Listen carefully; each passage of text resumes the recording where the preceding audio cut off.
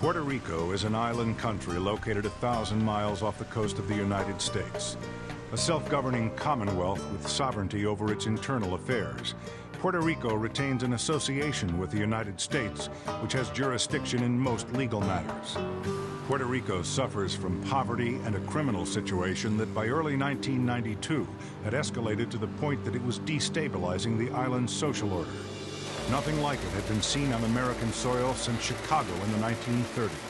I would characterize it in many cases as the Wild West. Whoever has the biggest weapons and is willing to commit violence is in charge. Homicide, kidnappings, and robberies by drug trafficking gangs occur on a daily basis. The police are overwhelmed by the sheer volume. Carjacking here is a definite high-risk situation. Many times we drive around with our weapons in the ready. Many agents have been carjacked here, either in official duty or off-duty, doing things at home, just victims of random violence.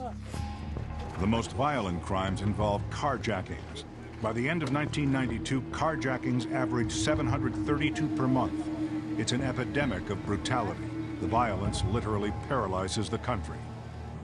When I first was assigned to the gang and carjacking squad, they estimated that there were up to 20 carjackings a day.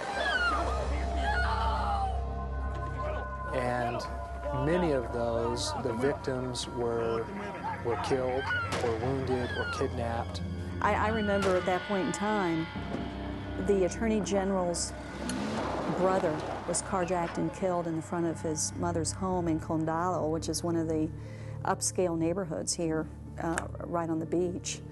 The mayor of San Juan's father was carjacked as he was coming out of a doctor's appointment.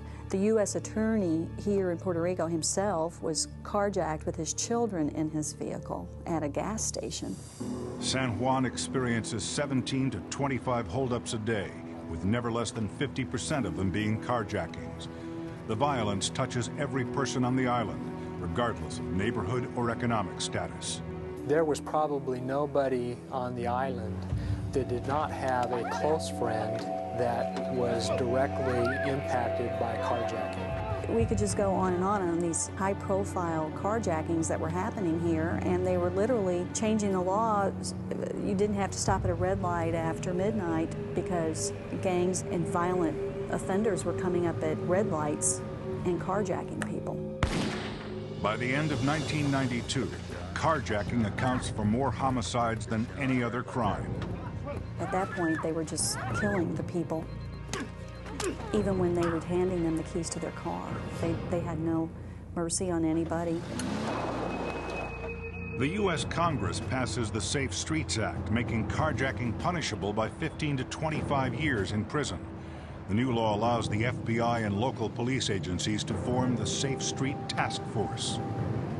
In October of '92, Congress passed a law making carjacking a federal violation. And at that period of time in Puerto Rico, there were about 6,000 carjackings per year here. The creation of the Safe Streets Task Force in Puerto Rico was precisely to attack that problem of carjackings and gangs. Upon the establishment of the task force, we began to aggressively investigate the carjackings. Because of the volume, with the limited resources that we had on the task force, we could not address all carjackings, and so the criteria was if the victim was murdered, wounded, or kidnapped, those were cases that we would take. Gangs routinely use stolen cars to raid other gangs to steal their drugs or transport their own drugs without being traced. It is the favored method for operating their enterprises.